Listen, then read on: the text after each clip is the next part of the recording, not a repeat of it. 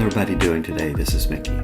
Well, this week, Adobe has released updates to its software for Photoshop, Lightroom Classic, Lightroom, Adobe Bridge, and Adobe Camera Raw.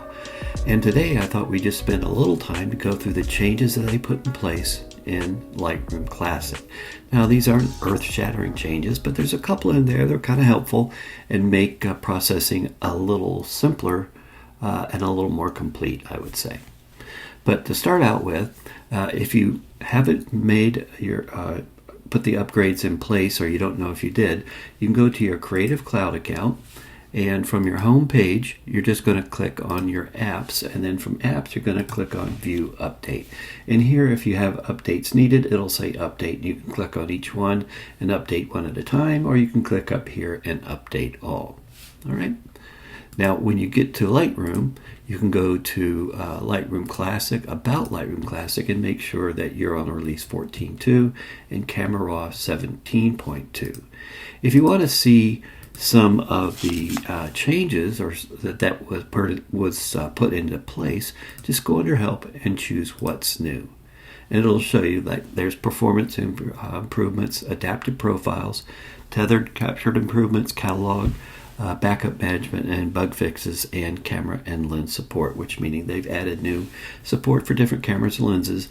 And you might see yours on there. It'll say like version A. If there's been a firmware upgrade for your camera or lens, they'll have support for those too if it's in the list. So let's just take a look and see what we have in Lightroom Classic with this new release of 14.2. And we're going to start out with backup. Now, if you're not familiar with backup, there's a process that can be run automatically in Lightroom. When you exit Lightroom, it will back up your catalog. And the catalog is kind of like the card catalog or the roadmap on where your photographs are stored on your PC or Mac. And this is real important because if your catalog gets corrupted, the backup will let you bring everything forward so you can start working on your photographs again. Now, that being said, I just have to remind everybody that the backup of the catalog is not backing up your photographs. All right? That's a different process, something you have to put in place to back up your photographs. The backup from Adobe is just for the catalog, the main operating catalog for your Lightroom software, or Lightroom Classic software. Now, you can find the catalog backup under Lightroom Classic Catalog Settings. If you're on a PC, it's going to be under the Edit menu, and it'll have Catalog Settings there. So we're going to choose Catalog Settings, and it has 3 tabs: General, Preview, Metadata, and the new one, which is Backups. So let me go through this real quick. The first block is your information block, and this is where your backup folder or your backup is being stored. If you need to change that, you click on Choose. Now, let me just stop for a second and let you know one thing. Your backup should never be in the same location or the same drive that your catalog resides in. And now, Adobe gives you a warning, and it's right at the very bottom. The backup catalog is located on the same volume as your catalog. So this hard drive is one that I use when I'm traveling. It's a mobile SSD, and by just the nature of it, the backup catalog is on the same drive. But at home, my backup catalog is never on the same drive as your catalog. And just imagine, if you lose the hard drive that has your catalog and the backup is on it, you've now lost your backup. So always be sure that your backup catalog is in a different location than your main catalog. Next, we see the backup catalog sequence. So I have mine set to backup every time I exit Lightroom. You have all these options: once a month, once a week, once a day, and every time that Lightroom exits. This last one is a one-time backup. So if you want to back it up the next time you exit Lightroom, you can choose that. And after that, it goes back to whatever you've chosen up here prior. Right, this tells us how many backups we have, and you can see them right down here. We have 6 backups, when the last backup was, and the total backup size, meaning the total of every backup that you've made equals 943 megabytes. Now, this is something new. You never could see this. You'd had to go into your operating system to find your backups. Now, Lightroom is going to let you see what they are and where they are. You can always click on one and it'll show you where it is in your file system. You can delete it, which means you delete it from Lightroom and you delete it from the hard drive. Remove means you are going to remove it from this list. We're going to remove it from Lightroom, but it still stays on your hard drive. Now, honestly and truly, I always keep about 5 backups. Anything beyond that is just wasting space and I get rid of it. And now you can do that within Lightroom. Before, you always had to go into your Mac OS or Windows, find that backup and delete it there. Now you can do it in Lightroom. And all you do is you click on it and click delete. It's going to warn you. You say OK, and it takes it away. And that clears up disk space wherever you're storing your backups. So this is just a better look into and management of your backup files to make Lightroom just keep running a little smoother. The next feature that we want to talk about that's new to Lightroom Classic is adaptive profiles. Now, those of you who are not familiar or don't use profiles, you find it in the basic panel. Right here it says profile, and the default is Adobe Color.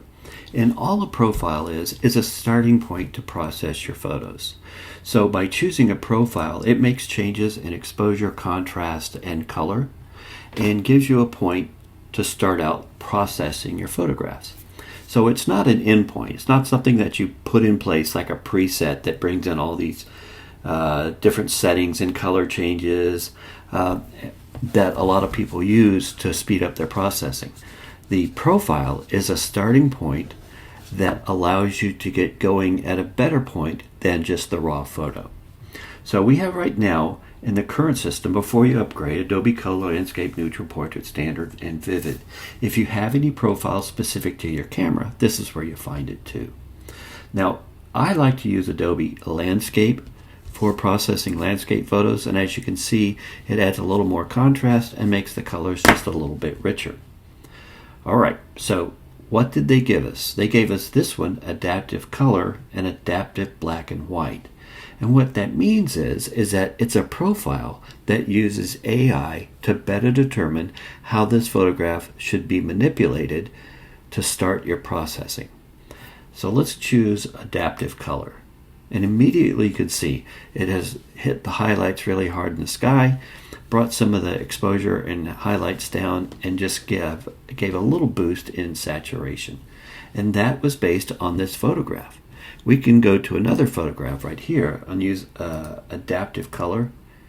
And here it makes it just a little brighter and a little more brighter in the trees. We can go to this picture and we'll hit Adaptive Color, and it hits the sky, makes it a little less bright, makes the colors a little more rich, and adds just a little bit of contrast. So each picture is going to be affected a different way based on the adaptive color profile. Now, we can't say that same thing when we use like Adobe Landscape. It's going to affect each one the exact same way. There will be no difference. And you can see in this picture, Adobe Landscape, you see what we get here. Now let's look at Adobe Adaptive Color. Big difference. And remember, this is a starting point, all right? It's not an end point to affect your picture, to add a little pizzazz to it, or whatever you want to call it.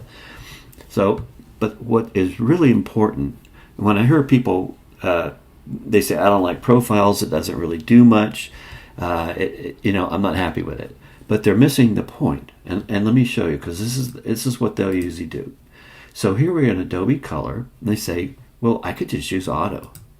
And that did a good job. Not quite as good as the adaptive profile.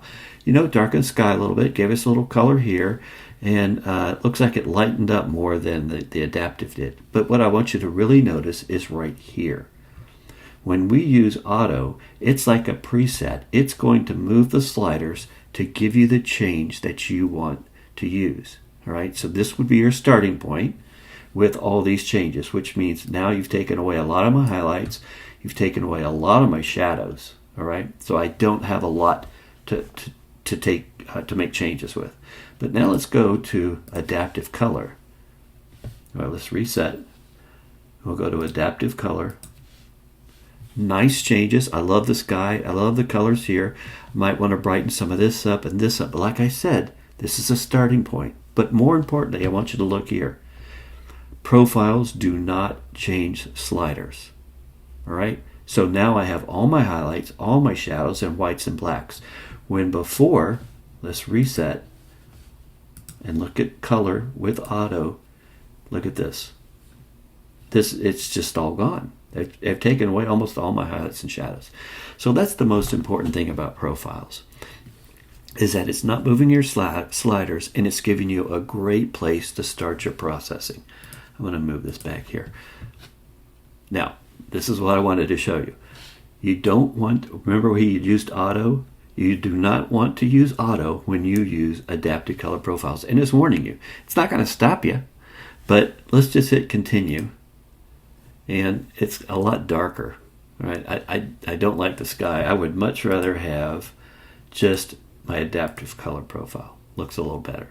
So just remember that. If you're going to use the adaptive color, you probably shouldn't click on auto. It's going to warn you, and then it's going to make the changes. Now, that being said, every photograph type, this adaptive profile is going to work a little differently. So sometimes it's a really good starting point, sometimes maybe not. But I think it's a move forward, and I think it's something Adobe is probably going to start using more and more often, develop different profiles in an adaptive sense. Now, there's one other one, and that is your adaptive black and white. It's going to change your photograph to black and white, and then throw the adaptive profile on there. All right? So that's another point, good starting point. You don't have to use it if you don't want to, but usually most of the time it's just some place to start to get your processing juices going and going in the right direction. All right, the next new feature or upgraded feature in Lightroom Classic is tethering. And I realize not a lot of people use tethering, but I'll spend a few minutes to go through it, and maybe it'll get your interest up and you might want to use it at some point. So here's my camera that I have tethered to this PC. I can't show you live because it conflicts with my recording software, but I have some screenshots to show you how it works. So here I'm tethered, and this is going into a USB-C on my PC.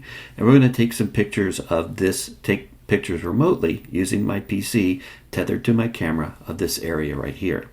So what you're going to do is go into Lightroom, you're going to choose Tethered Capture, Start Tethered Capture. When you do that, it's going to give you this information screen so you can set up what the session is, how you want to name your sequence of photographs, because it's going to take those, when you take the pictures, it's going to bring those right into Lightroom. So this is telling you where to store it and how you want it to be renamed. When you do get started, you'll get this action bar right here that you can move around anywhere on the screen. So it allows you to change your shutter, aperture, ISO, white balance. If you have some developed setting presets, you can put those in. And this little button here, when you click on it, it takes the picture. Now, if you want to see what you're shooting, you click the live button. And when you do that, you'll see what is actually the camera's focused in on. And here is where the new improvement is. It allows you to click anywhere on the screen and it will focus in on that area without you having to touch the camera. And it gives you several different areas that you can focus depending on what your manufacturer allows. The software will only bring up those type areas that you have for your camera. So as you move around the scene, you can click, like I click here. This is a picture of my dad when he first started working on computers back in the 60s. And it focuses in right there. You can then change the focus point, click in over here, and it brings all this area into focus. Back again, brings it in focus. Back over here, brings that in focus. So it allows you to take the pictures and just looking at your screen, set your focus point. It's really kind of neat.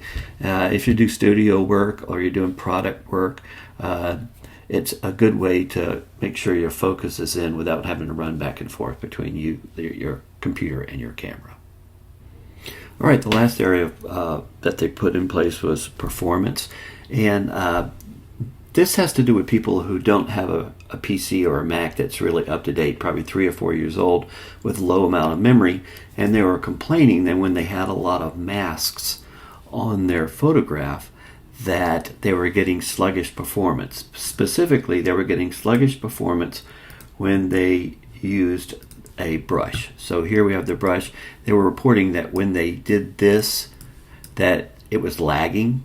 And also they were reporting that when they were trying to crop or trying to re-angle their crop, that it was lagging. And I can confirm, I have two new Macintoshes, and I don't have any problems, as you can see. But I do have an old Windows machine. It's about 3 years old. And I put 10 masks on a photograph, and it was very laggy. Sometimes up to a second as I was brushing across. And again, a second as I tried to change the angle. It was a delay when I was trying to do this or crop the image. So I'm sure those people that have that problem, they're saying it's about a 40% increase in speed, which could be like a lifesaver, especially when you're trying to mask something away with a brush. All right. The other changes, actually, where I'm going to bring this up again, and if you wanted to see bug fixes and lens, you can see the camera support. It goes out to the Adobe site and shows you all the cameras, and also iPhone or phone cameras that it's now supporting. This one you see here, like the Sony 6100 and 6400, those aren't new cameras, but you see there's an A after it. That means that there's been a firmware upgrade, and you need to update Adobe before this camera raw, this AWR file, can be processed correctly. So that's only what that means. These are older cameras, but Sony's upped the firmware, so Adobe stepped in and has changed or upgraded their software to accept that firmware upgrade from Sony. Well, I hope this information about all the upgrades helps out. If anybody has any questions or they find stuff that I didn't cover, please let me know. I love learning new things. And as usual, I can't wait to talk to you again.